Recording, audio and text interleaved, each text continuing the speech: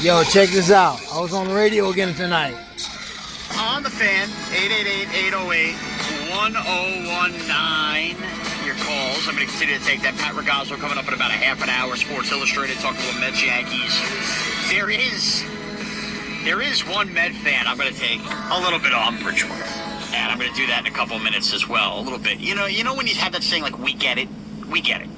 All right, calm down. We get it. There is a Met fan that's going to fit that moniker that we all got used to here this weekend. But first, your calls, 888-808-1019. Frankie in Bloomfield, New Jersey. Frankie, you're on the fan. Hey, Sean, how you doing? Glad to be on the radio to talk to you about the sports tonight. What's up, Frankie? Thanks for making a call. The Knicks. Yeah. You're welcome, brother. So the Knicks, and I do appreciate you guys taking my call. The Knicks, you can scratch getting Andre Drummond. He's already off the board. He's going to 76ers. Now, from what I was hearing, Achua is gone.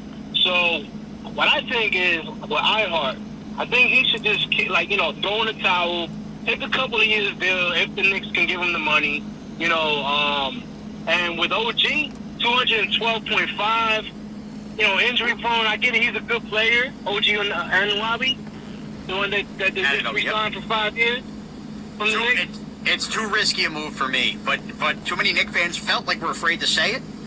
But too risky. Now, as far as Hartenstein, I think that's a really important piece. I get it that a lot of where Isaiah Hartenstein came through was with the injuries and everything, but I think he proved to be a more valuable, versatile player. I mean, he can pass from the paint, all of that. I get that Mitchell Robinson, rebounding, blocking shots, all of that. But the way the Knicks want to play here, I think Isaiah Hartenstein's an important part of that. I would want him having most of the minutes in the paint, and if you're going to let him walk away, as you mentioned, a guy like Drummond already off the board, I think the Knicks are going to miss him dearly if they don't figure out a way to get that done. And if that comes at the expense, I would move Deuce McBride, especially after the draft pick they had, high second round, Kotek. I would move Deuce McBride if it meant having to pick one and being able to keep Isaiah Hartenstein. I agree with you on that, and also take this one off the board. Vassiliunas is probably going to a different team as well. He was the other guy that they were talking about. And I agree with trading Deuce.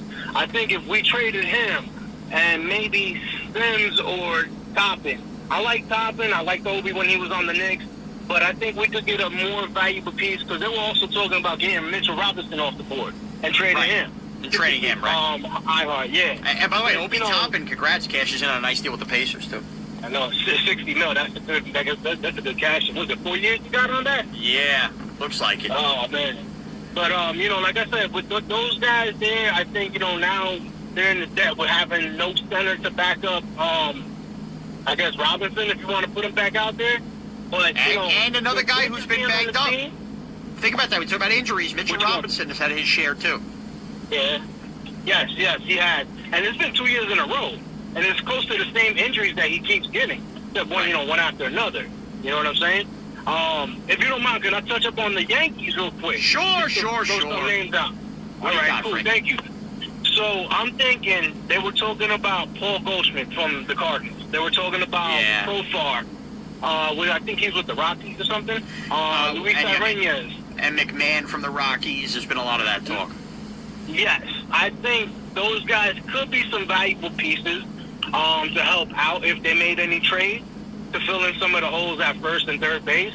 I don't think moving Luis Hill to Le Pen. I think maybe Cortez or one of the other starters until we get Clark Schmidt back, which God knows when that's going to happen. If he does come back this season. At least he started soft tossing, though. I still say, by the way, Clark Schmidt I trust more than Rodon.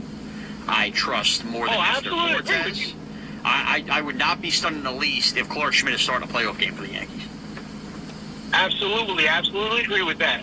And I think, what was the other player? There was one more pitcher that they had.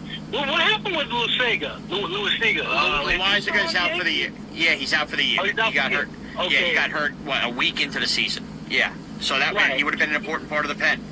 An important part. But they are getting Scott Efros back, it looks like, very shortly, which should be very, very important for them. Well, that'll help them out. He's in the pen, right? Yep, that'll help him out. Okay. Now the other names that they've been throwing out there are old Yankee names. Andujar, Ursula. I kind of want to say maybe, bring in Sanchez back, even if he does DH and also, Right, yeah, catch once in a while. thanks for the call. I can't be throwing Gary Sanchez. The Yankees would be going backwards on that. And I don't think that's a good match for Gary. Andujar's an interesting one out in Oakland to bring him back, and hasn't played a terrible left field either. But you wonder how much outfield he would even get a chance to play. I mean, can he play some first base for them? I really think the Yankees screwed up Andujar. He could have been something. Let's go to Chris.